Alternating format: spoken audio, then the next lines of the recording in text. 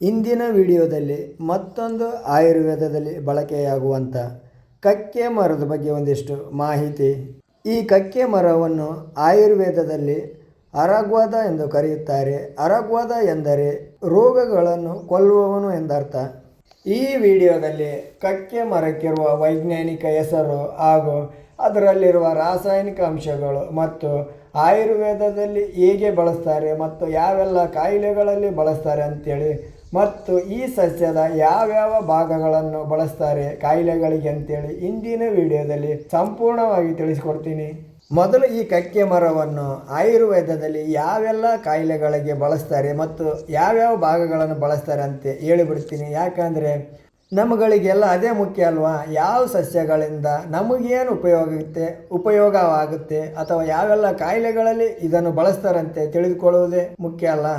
ಮಲಬದ್ಧತೆಯಲ್ಲಿ ಇದರ ಹಣ್ಣಿನ ತಿರುಳು ಇರ್ತದಲ್ಲ, ನೈಸರ್ಗಿಕ ವಿರೋಚಕವಾಗಿ ಕೆಲಸ ಮಾಡುತ್ತದೆ ಹಾಗೂ ದೇಹದ ಚರ್ಮದಲ್ಲಿ ಆಗುವಂಥ ತುರಿಕೆ ಹಾಗೂ ಅಲರ್ಜಿಗಳನ್ನು ಈ ಕಕ್ಕೆ ಮರದ ಎಲೆಯ ರಸನ ಹಚ್ಚುವುದರಿಂದ ಕಡಿಮೆ ಆಗ್ತದೆ. ಮತ್ತು ಜ್ವರವನ್ನು ಕಡಿಮೆ ಮಾಡಲು ಈ ಕಕ್ಕೆ ಮರದ ಬೇರು ಹಾಗೂ ಇದರ ತೊಗಟೆಯನ್ನು ಬಳಸ್ತಾರೆ. ಇನ್ನು ಈ ಕಕ್ಕೆ ಮರವನ್ನು ಅನೇಕ ರೋಗಗಳಲ್ಲಿ ಬಳಸ್ತಾರೆ. ಹೃದಯದ ರೋಗ, ಉದರ ಬೇನೆ, ಹುಣ್ಣು, ಕುಷ್ಠರೋಗ, ಬೇದಿ ಇನ್ನೂ ಮುಂತಾದ ಕಾಯಿಲೆಗಳಲ್ಲಿ ಬಳಸುವುದುಂಟು ಈ ಕಕ್ಕೆ ಮರವನ್ನು.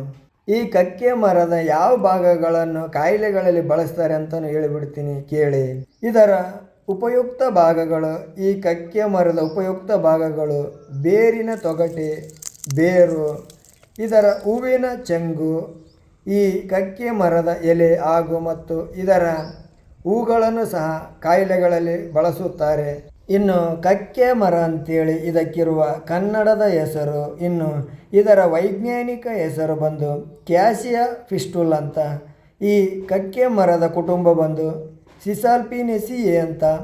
ಇದರ ರಾಸಾಯನಿಕ ಅಂಶಗಳು, ಈ ಕಕ್ಕೆ ಮರದಲ್ಲಿರುವಂಥ ರಾಸಾಯನಿಕ ಅಂಶಗಳು ಬಂದು ಪಿಸ್ಟರಿಕ್ ಆಮ್ಲ ಮತ್ತು ಕೆಮಿಟ್ನಾಲ್ ಅಂತ. ಈ ಸಸ್ಯ ಅಭಿವೃದ್ಧಿಯ ಭಾಗ ಬಂದು ಇದರ ಬೀಜ.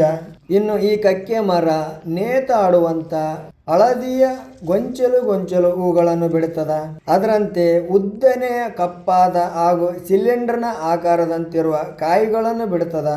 ಕಾಯಿ ಬಿಡುವಾಗ ಹಸಿರೇ ಇರ್ತದ, ಒಣಗಿದ ಮೇಲೆ ಕಪ್ಪಾಗ್ತದ. ಆ ಕಾಯಿಗಳನ್ನು ಸಹ ವಿಡಿಯೋದಲ್ಲಿ ನೋಡ್ಬಹುದು ನೀವು. ಇದು ಎಂಥ ಬರಗಾಲವನ್ನಾದರೂ ತಡೆದುಕೊಳ್ತದ. ನೋಡ್ಬೋದು ನೀವು, ಗಿಡದಲ್ಲಿ ಒಂದೇ ಒಂದು ಎಲೆ ಸಹ ಇಲ್ಲ, ಎಲ್ಲ ಉದುರೋಗಿದೆ. ಮಳೆಗಾಲ ಸ್ಟಾರ್ಟ್ ಆದ ನಂತರ ಮತ್ತೆ ಎಲೆಗಳೆಲ್ಲ ಹಸಿರಾಗಿರೋದನ್ನು ಇನ್ನೂ ಒಂದು ಹೇಳಿಬಿಡ್ತೀನಿ ಕೇಳಿ. ಈ ಕಕ್ಕೆ ಮರದ ಹಣ್ಣನ್ನು ಔಷಧಿಯಾಗಿ ಬಳಸುವಾಗ ಸರಿಯಾದ ಕ್ರಮದಲ್ಲಿ ಬಳಸಬೇಕು. ಇಲ್ಲಾಂದರೆ ಹೊಟ್ಟೆ ನೋವು, ಹೊಟ್ಟೆ ಉಬ್ಬರಾಗುವ ಸಾಧ್ಯತೆ ಇರ್ತದೆ. ಹಂಗೆ ಬಳಸುವುದಕ್ಕಿಂತ ಆಯುರ್ವೇದ ತಜ್ಞ ಅಥವಾ ವೈದ್ಯರ ಸಲಹೆ ಪಡೆದು ಬಳಸುವುದು ಉತ್ತಮ. ಕಕ್ಕೆ ಮರ ಕರ್ನಾಟಕದಾದ್ಯಂತ ನೋಡಲು ಸಿಗ್ತದ. ಇದು ನಮ್ಮ ಕಡೆ ಸ್ವಲ್ಪ ಜಾಸ್ತಿನೇ ಇದೆ, ಗುಡ್ಡಗಾಡು ಪ್ರದೇಶಗಳಲ್ಲಿ.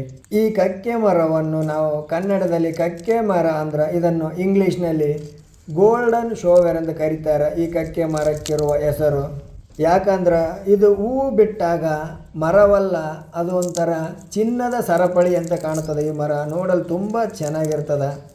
ಕನ್ನಡದ ಹೆಸರು ಬಂದು ಕಕ್ಕೆ ಮರ, ಇಂಗ್ಲೀಷ್ನಲ್ಲಿ ಗೋಲ್ಡನ್ ಶೋವೆರ್ ಟ್ರೀ ಅಂತ ಕರೀತಾರೆ. ಇನ್ನು ಬೇರೆ ಬೇರೆ ಭಾಷೆಯ ಹೆಸರುಗಳನ್ನು ಕೆಳಗಡೆ ಇರುವಂಥ ಡಿಸ್ಕ್ರಿಪ್ಷನ್ ಬಾಕ್ಸ್ನಲ್ಲಿ ಕೊಟ್ಟಿದ್ದೀನಿ. ಕನ್ನಡ, ಇಂಗ್ಲೀಷ್, ಹಿಂದಿ, ಸಂಸ್ಕೃತ, ತಮಿಳು, ತೆಲುಗು ಈ ಎಲ್ಲ ಭಾಷೆಯ ಹೆಸರುಗಳನ್ನು ಕೊಟ್ಟಿನಿ. ಒಂದು ಸಲ ನೀವು ಸಹ ಓದ್ಕೊಳ್ಬಹುದು. ಈ ಕಕ್ಕೆ ಮರ ಹೆಂಗಂದ್ರೆ ಬೇಸಿಗೆಯ ಕಾಲದಲ್ಲಿ ಮಾರ್ಚ್ ಮೇ ತಿಂಗಳಲ್ಲಿ ಈ ಕಕ್ಕೆ ಮರದಲ್ಲಿರುವ ಎಲೆಗಳಿಗಿಂತ ಇದರ ಹಳದಿ ಹೂಗಳನ್ನೇ ತುಂಬಿರ್ತದೆ.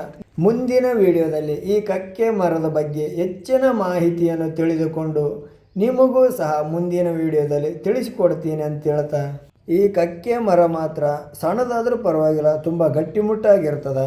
ಬೇರೆ ಮರದ ಬೀಜಗಳಿಗಿಂತ ಈ ಕಕ್ಕೆ ಮರದ ಬೀಜ ಮಾತ್ರ ತುಂಬ ಗಟ್ಟಿಯಾಗಿರ್ತದೆ. ನೀವು ನೋಡ್ಬೋದು ಆ ಬೀಜಗಳನ್ನು. ಹಾಗೆ ಈ ಕಕ್ಕೆ ಮರ ಉಷ್ಣವಲಯದ ಮರ ಆಗಿರುವುದರಿಂದ ಇದು ಉಷ್ಣತೆಯನ್ನು ಚೆನ್ನಾಗಿ ತಡೆದುಕೊಳ್ಳುತ್ತದೆ. ಮತ್ತು ಈ ಕಕ್ಕೆ ಮರದ ತೊಗಟೆಯನ್ನು ಚರ್ಮ ಹದ ಮಾಡಲು ಹಾಗೂ ಬಣ್ಣಗಳ ತಯಾರಿಕೆಯಲ್ಲಿ ಬಳಸುವುದುಂಟು. ಈ ಕಕ್ಕೆ ಮರದ ಬೇರು ಮಾತ್ರ ಗುಡ್ಡಗಳ ಪ್ರದೇಶದಲ್ಲಿ ಬೆಳೆದ್ರೂ ಪರವಾಗಿಲ್ಲ, ಬೇರುಗಳು ಮಾತ್ರ ತುಂಬ ಆಳವಾಗಿ ಹೋಗ್ತವೆ. ಈ ಕಕ್ಕೆ ಮರಕ್ಕೆ ಬೇರಲ್ಲಿ ಜಾಸ್ತಿ ನೀರು ನಿಂತರೂ ಸಹ ಇದಾಗಲ್ಲ. ಆ ನೀರು ಹೆಂಗೆ ಅಂದರೆ ಬಸ್ತು ಹೋಗೋಂತಿರ್ಬೇಕು, ಆಗ ಮಾತ್ರ ಈ ಕಕ್ಕೆ ಮರ ತುಂಬ ಚೆನ್ನಾಗಿ ಬೆಳೆಯೋಕ್ಕೆ ಸಾಧ್ಯ. ಈ ಕಕ್ಕೆ ಮರಕ್ಕಿರುವ ಟ್ರೇಡ್ ನೇಮ್ ಬಂದು ಇಂಡಿಯನ್ ಲಬುರ್ನಮ್ ಅಂತ.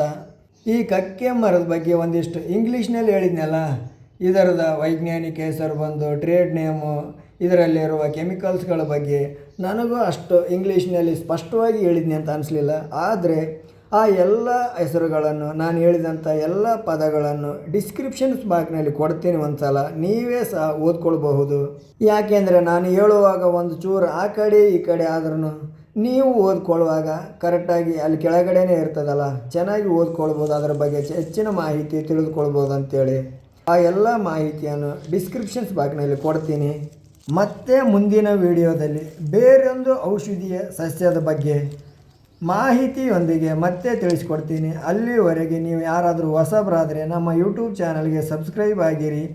ವಿಡಿಯೋ ಒಂದು ಇಷ್ಟ ಆದರೆ ಲೈಕ್ ಸಹ ಮಾಡ್ಬೋದು ಶೇರ್ ಜೊತೆಗೆ. ಹಾಗೆ ವಿಡಿಯೋ ನೋಡ್ತಾ ಇರಿ.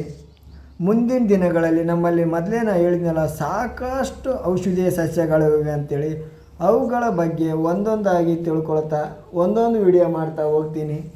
ನಾನು ಎಲ್ಲ ವೀಡಿಯೋಗಳಲ್ಲಿ ಹೇಳುವಂತೆ ಆಯುರ್ವೇದವನ್ನು ಹೇಗೆ ಬಳಸಬೇಕಂತ ತಿಳಬೇಕು, ಎಷ್ಟು ಬಳಸಬೇಕಂತ ಗೊತ್ತಿರಬೇಕು. ಅದೆಲ್ಲಕ್ಕಿಂತಲೂ ಆಯುರ್ವೇದ ತಜ್ಞ ಅಥವಾ ವೈದ್ಯರ ಸಲಹೆಯ ಮೇರೆಗೆ ಬಳಸಬಹುದು. ಮತ್ತೊಂದು ವಿಡಿಯೋದಲ್ಲಿ ಮತ್ತೊಂದು ವಿಷಯದ ಬಗ್ಗೆ ಮುಂದಿನ ವಿಡಿಯೋದಲ್ಲಿ ಸಿಗ್ತೀನಿ. ಅಲ್ಲಿವರೆಗೂ ವಿಡಿಯೋ ನೋಡಿದವರಿಗೆಲ್ಲ ಧನ್ಯವಾದವನ್ನು ಹೇಳ್ತಾ ಮತ್ತೆ ಸಿಗೋಣ.